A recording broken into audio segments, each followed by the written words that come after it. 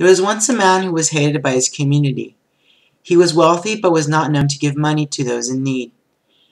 He was a member of a shul but was not known to donate any money to his congregation. He was disliked by most of the members.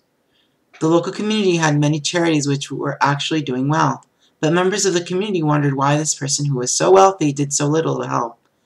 Eventually, the man died, and few bothered to attend his funeral. A selfish rich man did not deserve any attention from the community. A few months later, the local charities noticed a decrease in donations. The shul's resources suddenly declined as donations took a sudden drop. Community and shul leaders wanted to find out why there was such a great decline in donations. They discovered that the lost donations were all linked to one anonymous source. A thorough search determined that the anonymous source was a rich man who was known to be so stingy. This story was told to me by a Hasidic rabbi. I don't know if the story is true, but I know the purpose behind telling the story.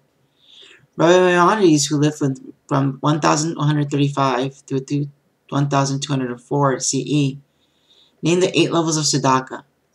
Many people translate the word Tzedakah as charity, but the root of the word Tzedakah, Sadeh Dalet Kuf, means righteous, justice, and fairness.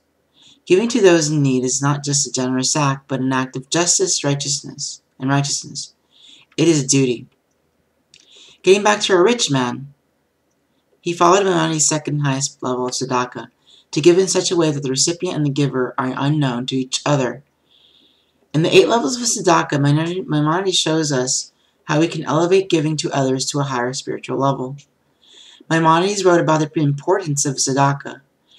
We are obligated to be more scrupulous in fulfilling the commandment of Tzedakah than any other positive commandment, because Tzedakah is a sign of a righteous person.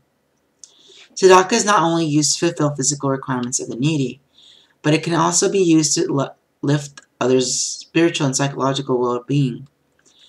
Maimonides wrote, "If a poor person requests money from you, and you have nothing to give him, speak to him consolingly." There is a story of a beggar who asked a man for money. The man had no money to give the beggar, so he said to the beggar, "Brother, I have nothing to give you." The beggar thanked the man. The man asked, "Why do you thank me? I have given you nothing." The beggar responded, "You called me brother." Tzedakah, if done properly, preserves the dignity of the person on the receiving end. Maimonides' 8 levels of Tzedakah are in ascending order. 1. One who gives unwillingly but nevertheless gives. 2. One who gives cheerfully but not enough. 3. One who gives enough but not until he is asked. 4. One who gives before being asked. 5. The receiver knows the identity of the giver, but the receiver does not know the identity of the receiver.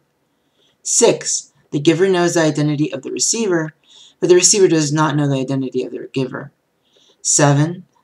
The giver does not know the receiver, nor does the receiver know the giver. And finally, 8. The highest form of Tzedakah is to strengthen the hand of the poor by extending a loan, joining in a partnership, or training the poor person out of poverty to help the poor establish themselves. One last thought on Tzedakah from Elie Wiesel. The opposite of love is not hate, it's indifference. The opposite of faith is not heresy, it's indifference. The opposite of life is not death, it's indifference. Because of indifference, one dies before one actually dies before they die.